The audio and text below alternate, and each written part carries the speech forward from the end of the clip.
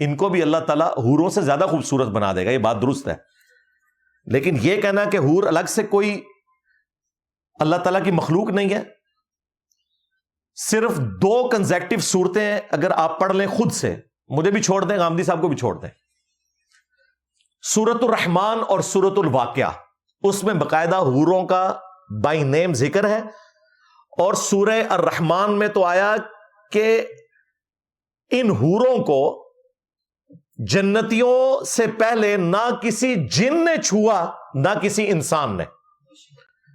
اس کے بعد اگر کوئی یہ رزلٹ نکالتا ہے کہ یہ دنیا کی عورتیں تھیں تو اپنے دماغ کا علاج کروائے، کیونکہ دنیا کی عورتوں کو تو چھوا ہے انسانوں نے بھی اور جنوں نے بھی۔ اللہ تعالیٰ حوروں کی یہ تعریف بیان کر رہا ہے کہ کسی انسان نے ان کو نہیں چھوا، ہاتھ تک نہیں لگایا، تو وہ الگ سے ایک مخلوق ہے۔ اور پھر صحیح بخاری میں تو کئی احادیث ہیں، اس میں واقعی بخاری میں حدیث موجود ہے کہ اہل جنت کا قد جو ہے وہ 60 ہاتھ ہو جائے گا۔ وہ طارق جمیل صاحب نے اس کی کیلکولیشن غلط کی ہے، چونکہ وہ 120-30 فٹ کہہ بیٹھے تھے تو ان سے غلطی ہوگی۔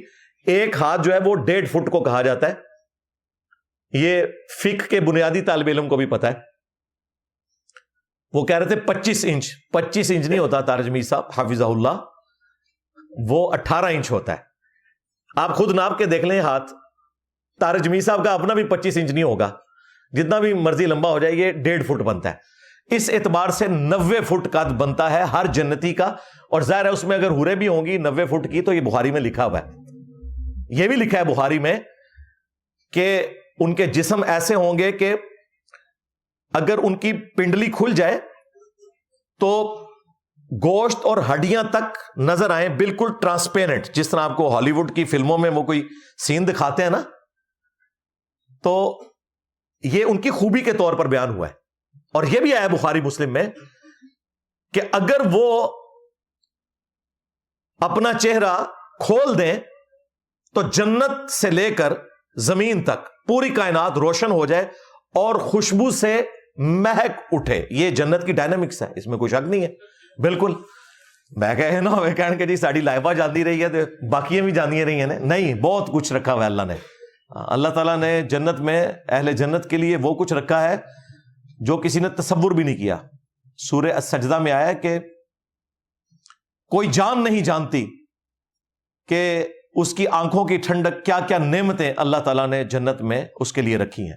یہ آیت تلاوت کر کے نبی علیہ السلام نے فرمایا، بخاری مسلم دونوں میں حدیث ہے، کہ اللہ تعالیٰ فرماتا ہے میں نے اپنے بندوں کے لیے وہ نعمتیں تیار کر رکھی ہیں جو نہ کسی آنکھ نے دیکھی، نہ کسی کان نے سنی، نہ کسی دل پہ ان کا گمان بھی گزرا۔